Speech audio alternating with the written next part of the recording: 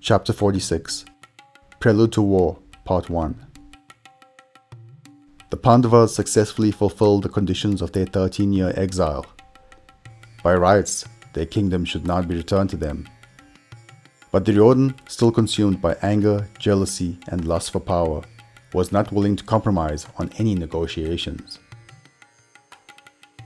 In the kingdom of Virat, Lord Krishna met with many senior kings and advisors, including Draupadi's father, King Draupadi. They discussed the Pandavas' best part of action.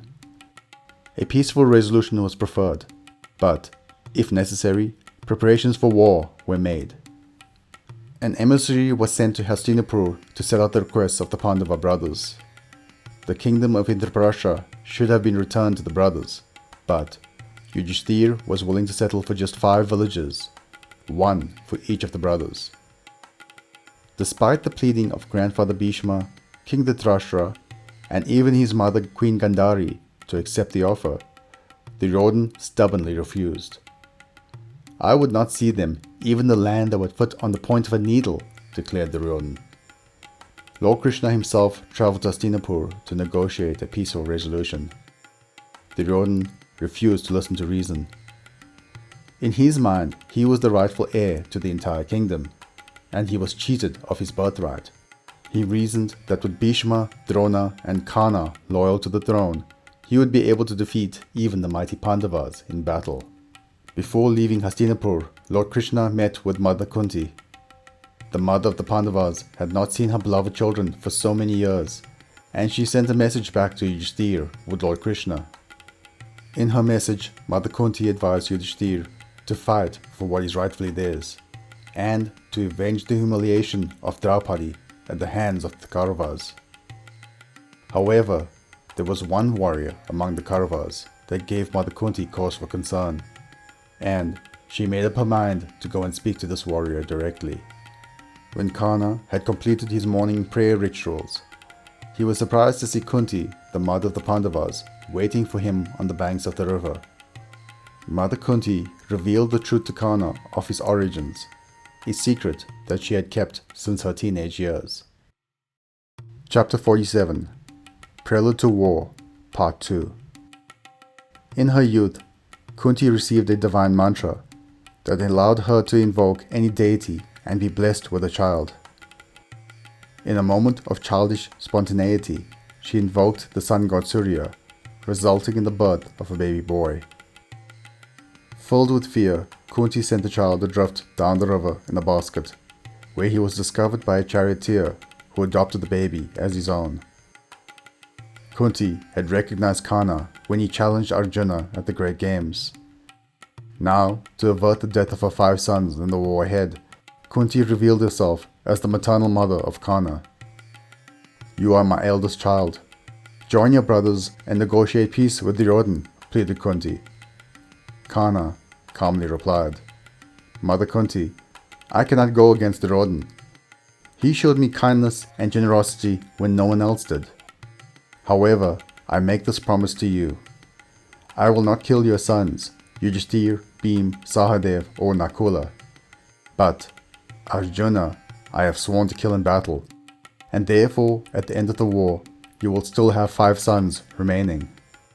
Meanwhile, the Kauravas and the Pandavas were making their alliances in preparation for the impending war. Duryodhan set off for Dwarka to gain the allegiance of Lord Krishna. When Arjuna heard of this, he also hastily set off for Dwarka. Duryodhan reached Dwarka first. Lord Krishna was in deep sleep when Duryodhan arrived at his chambers. He took his seat at Lord Krishna's head. When Arjuna arrived, he took his seat at Lord Krishna's feet. When Krishna opened his eyes, he saw Arjuna first. Then, as he sat up, he saw Duryodhan by his head. "How may I help you?" Lord Krishna asked the princes. "I seek your allegiance in the war ahead. I know you are partial to both Arjuna and me. However, I arrived here first, and as such, my request should be granted ahead of Arjuna's," replied Duryodhan. "That may be so, Prince Duryodhan, but I saw Arjuna first, and scriptures advise that the youngest should be helped first," replied Lord Krishna. "I am indeed partial to both of you, and as such, I will offer this choice to Prince Arjuna. My Narayana army is the largest and most powerful in the world. You may choose my army for yourself, or you may choose me alone. But if you choose me, be advised that I will not fight or raise any weapons myself in the war. I will serve only as friend and guide. Arjuna, without hesitation, chose Lord Krishna. Duryodhana could barely contain his glee, as he now added the most powerful army of all to his own forces. Chapter 48. Prelude to War, Part 3. Lord Indra was the spiritual father of Arjuna, and as such, he chose to assist his son as much as possible in the impending war. Karna would pose the greatest threat to Arjuna in the war, with a level of archery skill possibly exceeding Arjuna's. But what gave Karna a greater edge was the impenetrable armor that was gifted to him since his birth. Karna had pledged to give anything he could to any Brahmin requesting it, as part of his vow to slay Arjuna in battle. Lord Indra took the form of a Brahmin and approached Karna one morning and requested of him the golden armor that covered his chest. However, Lord Surya, the sun god, the spiritual father of Karna, had appeared to Karna in his dream the night before. He warned Karna of Indra's plan. Recognizing Indra, Karna agreed to the Brahman's request, but in return he asked for the Vasavi Shakti, a celestial missile which could only be used once, but was capable of killing any mortal or immortal. Indra agreed, and also healed Karna's wounds after he had cut off the armor. Among the Kauravas, the final arrangements for the war were made. Grandfather Bhishma was made the supreme commander, but his condition for accepting the position was that he would himself not kill any of the Pandava brothers, and that Karna would not fight for as long as he held the position. Bhishma and Karna had a long history of animosity. Karna instead served as the bodyguard for Duryodhana. The army was divided into battalions, with each having their own commander. Among the Pandavas, Drishtadyumna was made the supreme commander. Drishtadyumna was the son of King Draupadi and the twin brother of the Pandavas' wife, Draupadi.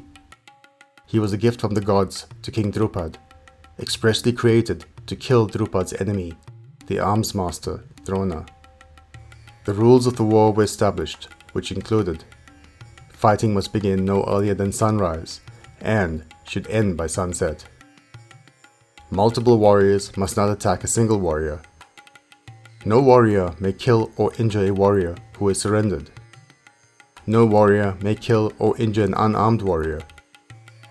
No warrior may kill or injure an unconscious warrior. No warrior may kill or injure a warrior whose back is turned away.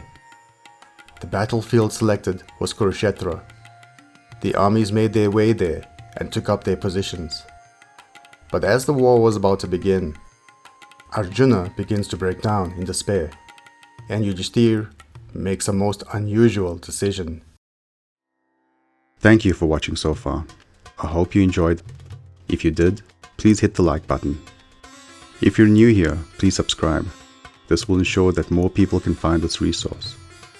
Click the notification button so that you can be the first to know about new uploads. And please do comment below. I'll do my best to reply to any questions. Thank you.